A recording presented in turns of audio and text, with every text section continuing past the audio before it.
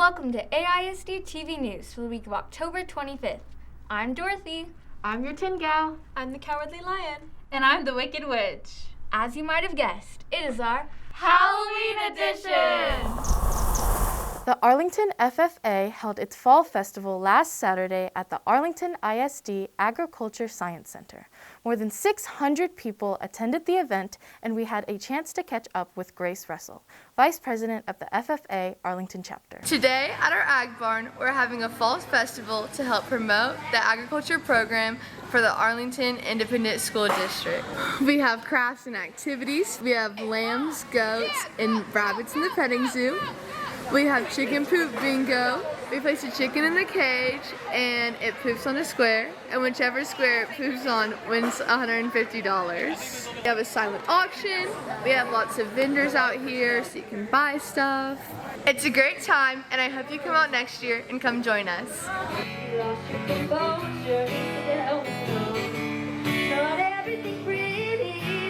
Congratulations to Remynse PE teacher Taylor Hoover, who received $5,000 for his school's participation in the Arlington ISD's program titled Fitness All-Stars, initiated by a partnership between the Texas Rangers and Medical City Healthcare.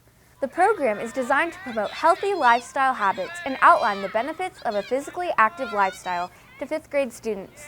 It allowed the physical education teachers to recognize monthly a boy and a girl from the grade level as Fitness All-Stars.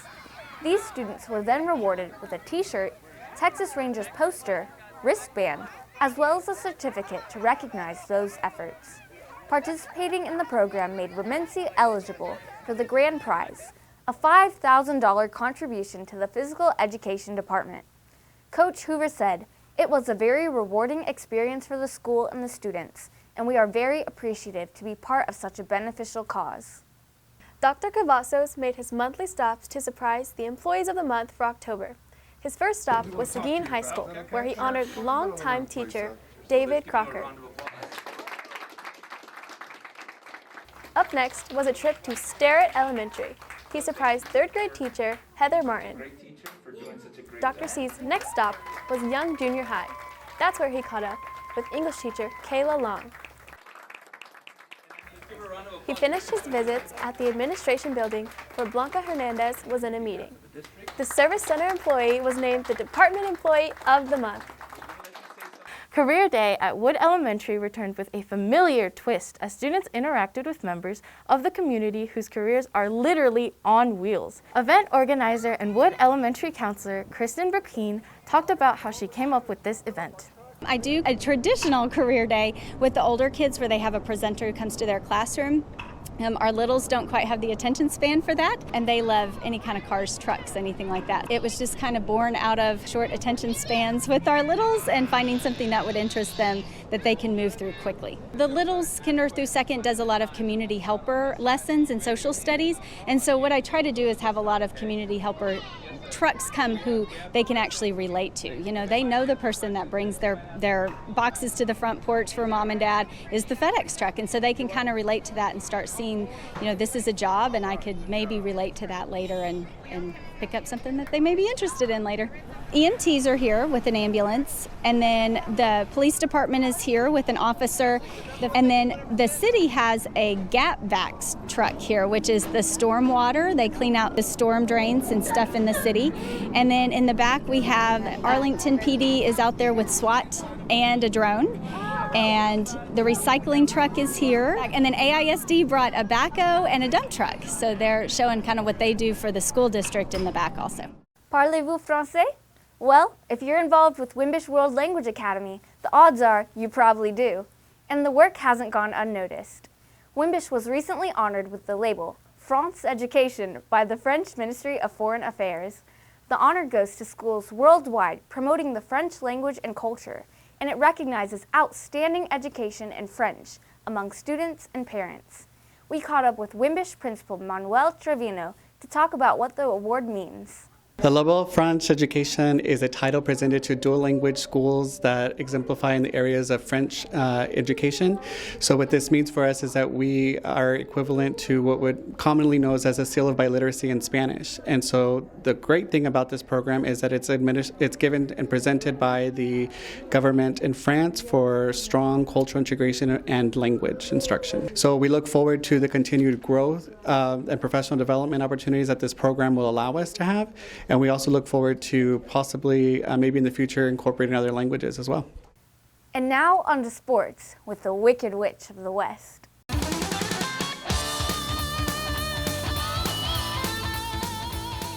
I'll get you, my pretty.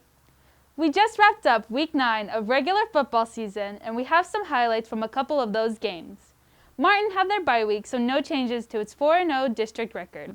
Let's pick it up at Cravens Field, where the Lamar Vikings hosted the Sam Houston Texans, and it was an offensive showcase. 28 points were scored in the first quarter alone. The Vikings with Jaden Morris connecting with Jalen McCoy for this 8-yard completion. Tone completes his pass to Lafayette Cowaway for 30 yards, and now it's 14-7 Texans.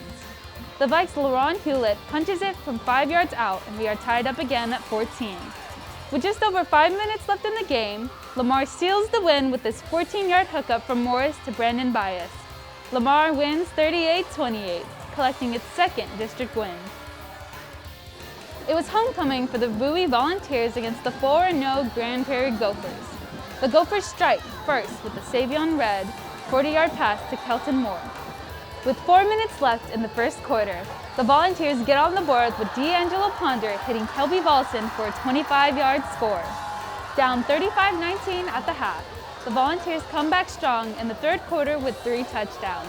Starting with this Ponder completion to Devon Jackson for 17 yards, but they fell short, losing to the Gophers 42-40.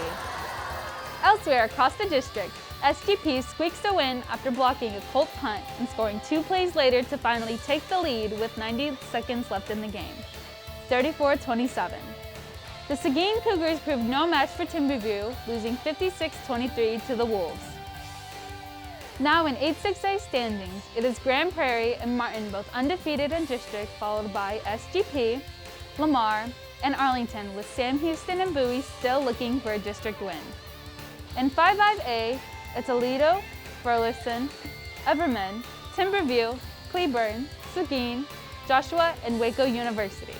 This week, we start with Thursday's game of Bowie and Sam Houston over at Choctaw Field, so somebody will get that district win. Friday night, we have Lamar at Arlington, Aledo and Seguin, and for the district championship game, it's Martin at the Gopher Bowl. That's all for sports, and I hope to see you in the stands.